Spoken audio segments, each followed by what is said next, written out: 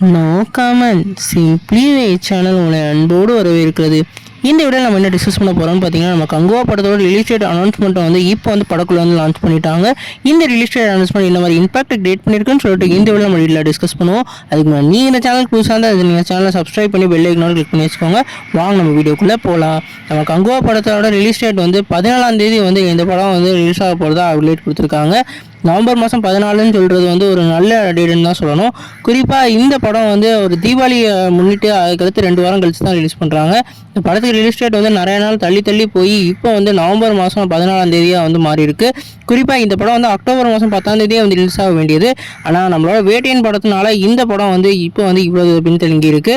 இந்த படம் வந்து சோலோ ரிலீஸ் ஆனதான் இந்த படத்துக்கு வந்து நிறையா வந்து கலெக்ஷன் போயிடும். குறிப்பாக இந்த படம் வந்து 7000 ஸ்க்ரீனுக்கு மேலே வந்து ஸ்க்ரீன் பண்ணுறதா அப்டேட் கொடுத்துருக்காங்க. குறிப்பாக இது வந்து ஹிந்திலையும் வந்து வேறு லெவல் பாக்ஸ் ஆஃபீஸ் கலெக்ட் பண்ணுறதா அப்டேட் கொடுத்துருக்காங்க. நம்ம சூர்யா அவர்கள் அடுத்து தூமில் ஒரு வில்லனான ரோலில் வந்து நடிக்க போகிறதா அப்டேட் கிடைச்சிருக்கு. அதனால் நம்ம சூர்யா ஃபேன்ஸ்க்கு வந்து இப்போ வந்து ஒரு வேறு லெவல் ட்ரீட்டுன்ற மாதிரி நாங்கள் செய்கிறோண்டான்ற மாதிரி எல்லாரும் வந்து இப்போ எதிர்பார்த்துக்கிட்டு இருக்காங்க. ஏன்னா 2 வருஷம் கழித்து நம்மளோட சூர்யா அவர்களுக்கு இந்த படம் ரிலீஸ் ஆகுது.